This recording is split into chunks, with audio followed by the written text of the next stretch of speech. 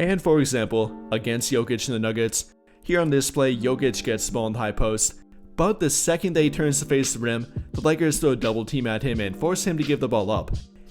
And comparing that to against the Rockets and Sengun, here on this play during the early first quarter, Sengun gets the ball in the high post, defended by Rui Hachimura, but the second that he turns to face the rim, a blitz from LeBron comes and forces him to give the ball up, passing it to Dillon Brooks, who then takes a very bad 3-point shot, which he does not make. Or then for a different example, here on this play, being defended by Jordan Goodwin, a 6'3" Jordan Goodwin, and that's quite the mismatch. The Rockets find the mismatch, get the ball to Sengun in the low post, but once again, the second that he turns to face the basket, a double team from Rui Hachimura comes and forces him to give the ball up,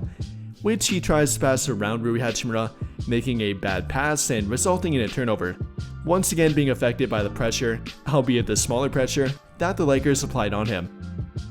But hey, the Lakers are playing smaller than him and quite a bit smaller at that, so theoretically they should be able to pass the ball over the top to Sengun, right? Well, not exactly, and the Lakers were prepared for that, which is also something the Nuggets tried and really to no avail. For example, here Westbrook has the ball and tries to pass the ball over the top of Jared Vanderbilt to Nikola Jokic, which doesn't exactly work out too well, resulting in a turnover. But even if it did get there, they had additional help behind Jared Vanderbilt that likely could have poked the ball away from him. And much like on that play, the Rockets try to get the ball to Sengun, trying to pass the ball over the top of Rui Hachimura, which doesn't even get that far. Rui Hachimura picks the ball off. Even with a much more coordinated pass from Steven Adams, it doesn't work out for them. And once again, even if it did get there, the Lakers had two defenders behind him that probably would have immediately double teamed him and forced him to give the ball up, much like they did against Nikola Jokic too.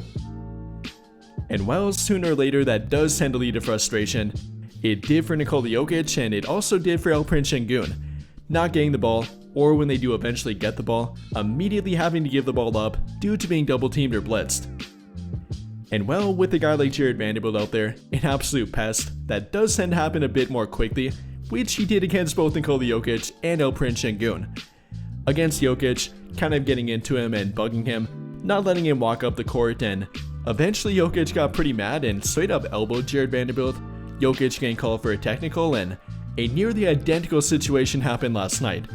Not quite the technical, but early on in the game during the early second quarter, Vanderbilt defending Alperen Sengun, kind of walking him up the court and being right against him, being an absolute pest again. Alperen Sengun not liking it, trying to get position in the high post, and with Vanderbilt not letting him get there, he throws a mean elbow and knocks Vanderbilt to the ground, also being called for a foul here, albeit not a technical foul like Jokic.